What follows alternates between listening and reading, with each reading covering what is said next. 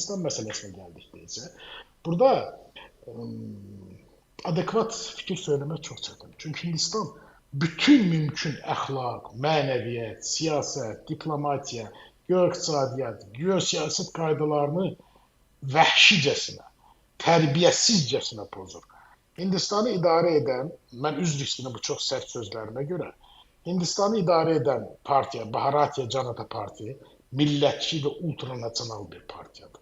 Hindistanın baş naziri Narendra Modi ABŞ-ın verdiyi dəstəkdən, amma bu dəstək ona çox baha başa, ona yox, bütün Hindistana çox baha başa gələcək. Çünki ABŞ indiyə kimi dəstək verməyib heç ölkə, ölkələrdən istifadə etməyə çalışır.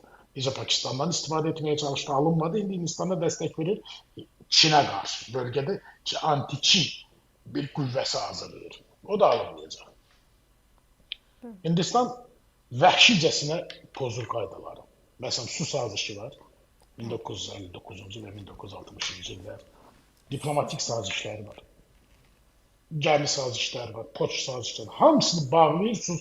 Düşünün, Hindistanın su sazişini əməl etməməsi Pakistanın 80%'nin içməli su qıtlığı ilə üzləşməsi gibi. Bu dəqiqə Pakistan yanır susuzluqdan.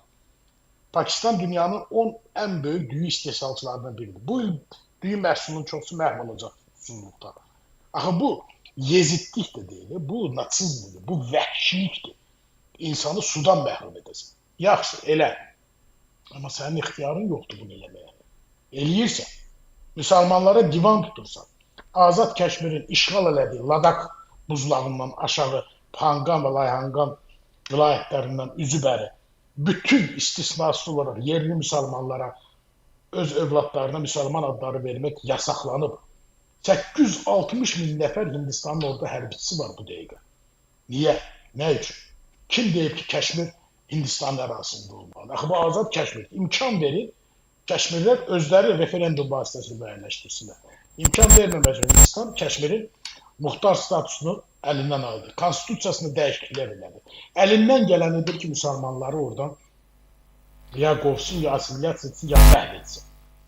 Bununla necə barışmaq olar? Bunu necə izah etmək olar? Hindistanın siyasətini çəkdiyi filmlər kimidir. Bərbad, mənasız və idiot. Necə Hind filmlərində idiotizm baş alıb gedir. Bütün fizika qanunları, məntiq qanunları, riyaziyyat qanunları pozulur. Hindistan siyasətində də heç bir qanun yoxdur. Şərh etmək belə çətindir. Rusiyadan silah alır, düşünür ki, elə belədir bu. Və yaxud da Amerikadan silah alır, elə bilir ki, Amerika onun başını sağlayacaq. Yox, elə deyil. Və Pakistan da tərk deyil. Pakistanın yanında Türkiyə var, Azərbaycan var, Çin var. Və belə də olacaq. Biz qardaşlarımızı tək qoyan deyilik. Necə ki, Pakistan həmişə deyib ki, Azərbaycanın çətin günlərində biz bütün dəstəyə, o cümlədən hərbi dəstəyi verməyə hazır. Onlar bizim qardaşlarımızdır, canlarımızdır. Biz də Pakistana hər cür dəstəyi verməyə hazırıq. Hindistana gəldikcə, onların o Hindistan siyasətinin bizim Qazaxlılar demişkən, Narendra Modinin siyasi analitiklərini və məsləhətçilərini ağlına keçə yanıyım. Əgər onlar Ermənistanı dəstəkləməklə Cənubi Qafqazda möhkəmlənmək niyyətində düşürlərsə, bu Bakının hansısa məhəlləsində ev almaq üçün oradakı narkomanı maliyyələşdirməyə bənzəyir. Maliyyələşdir, get o narkomanı, görüm axırı nə olacaq, kimsənə ev satacaq.